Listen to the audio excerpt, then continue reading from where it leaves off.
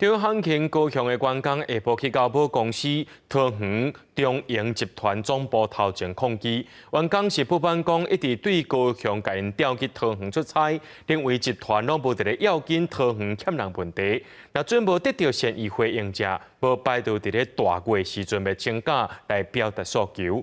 在汉庆是用声明来强调讲，相关的做法是无违法，调人来到北部机关也拢有提供相关费用。 资源要落日，资源要落日。东阳航期员工来到东阳集团总部前，员工部门经过第一摆劳资调解了后，公司继续调动高雄员工来到桃园机场支援。每摆当一个月，真侪员工拢伫要记载袂掉。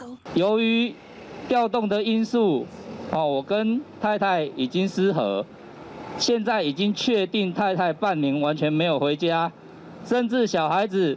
都需要我的爸爸妈妈帮忙照顾。我下半年可能还要来3次，现在少了1次，但好像对我的家庭并没有任何的明显的改善。我上个礼拜我跟我小孩相处的时间就短短5个钟头。对此，东阳航期发出声明，高雄机场地勤业务受到疫情影响，目前还未恢复到疫情进程的一半。对比同业采取减班，东阳航期以调动东庭到桃园支援来应用。出差期间提供大数交通费餐费，各无违法调动。若当地无法度上报支援，会当请主管协调速度来会将减少支援人数。看高雄机场航班恢复状况，可能提早终止支援。 将对方各自的诉求看法带回去内部的一些讨论然后在下一次的调解会议就可以针对真正争执的这个点去做一些沟通。高级会员工不排除用任何行动，甚至包含让元旦期间事件再度重演。协助长期员工的桃园市康复员职业工会表示，那6月7日第2摆劳资调解会议上，也是得到资方善意回应，